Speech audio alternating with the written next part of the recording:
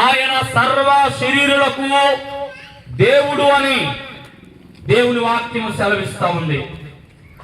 తన ప్రజలను వారి పాపముల నుండి ఆయనే రక్షించును గనుక ఆయన పేరు యేసు అని దేవుని వాక్యం సెలవిస్తుంది.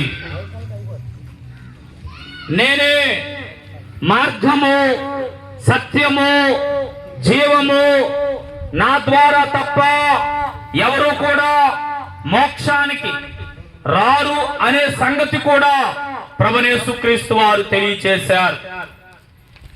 మరి ఆయన తెలియజేసిన మాట, నేనే దేవుడను, నేను తప్ప వేరొకరు లేరు అని దేవుడు తెలియచేశారు.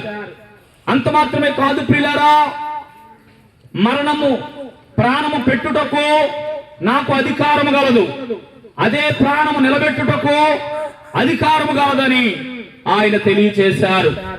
కనుక ఒక్కసారి ఆలోచించండి ప్రియులారా, సర్వ శరీరులను ప్రేమిస్తున్న దేవుడు, సర్వ శరీరులంటే మరి ఈ దేశమనే కాదు, ప్రపంచ దేశాలలో భూమి మీద ఉన్న కోట్ల మంది ప్రజలందరికీ కూడా ఆయన దేవుడై ఉన్నాడన్న సంగతి జ్ఞాపకం చేస్తూ ఉన్నాను.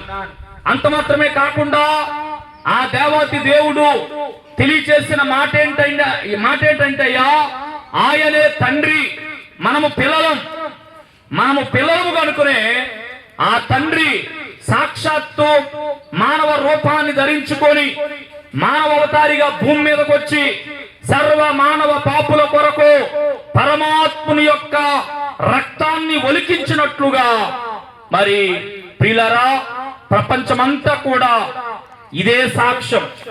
ఆయన వచ్చారు వాస్తవం, ఆయన జీవించారు వాస్తవం, అందరి మానవ పాపాల నిమిత్తమై మన కొరకు తన ప్రాణాన్ని పెట్టడం వాస్తవం, తనలో ఉన్న ఒక్క రక్తపు బొట్టు లేకుండా నీ కొరకు నా కొరకు చిందించడం కూడా వాస్తవం.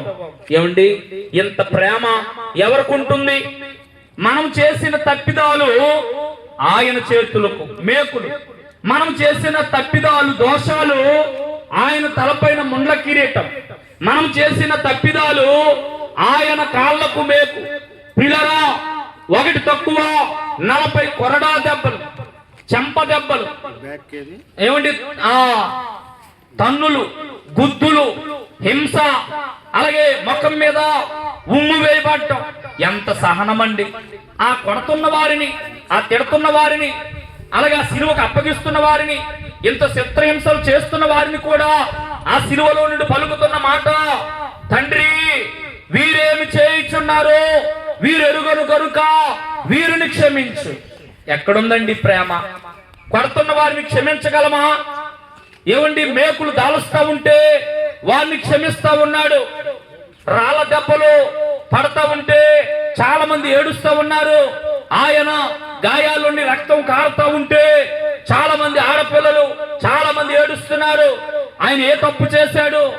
ఆయనలో ఏ లోపం లేదు కదా, తీర్పు తీర్చిన వాడే చెప్పాడు, ఈలో ఏ దోషం నాకు కనబడలేదు అని. అంత మాత్రమే కాదు, కుడివైపున ఎడవైపున ఆయన ప్రక్కన దొంగలు సిలువ వేయబడ్డారు. అందులో ఒక దొంగ అంటాడు, ఇదిగో ఈయనకిది తగినది కాదు, మనము దొంగతనాలు చేశాం కనుక శిక్షకు మనము తగిన వారం, కానీ యేసుకు మాత్రం ఈ శిక్ష తగినది కాదు అని దొంగ సాక్ష్యం ఇస్తున్నాడు. ఈయన ఏ దోషం లేదు, ఏ తప్పీలలో లేదు. ఆయన అంటున్నాడు, యేసయ్యా నీవు రాజ్యముతో వచ్చినప్పుడు, నీ రాజ్యముతో వచ్చినప్పుడు దొంగకు అర్థమైంది ఆయనకు ఒక రాజ్యం ఉందని. నీ రాజ్యముతో వచ్చినప్పుడు నన్ను జ్ఞాపకం చేసుకొని చెప్పగానే, ప్రియ దేవుని ప్రజలారా, సాక్షాత్తు దేవుడే జ్ఞాపకం చేసుకున్నాడు.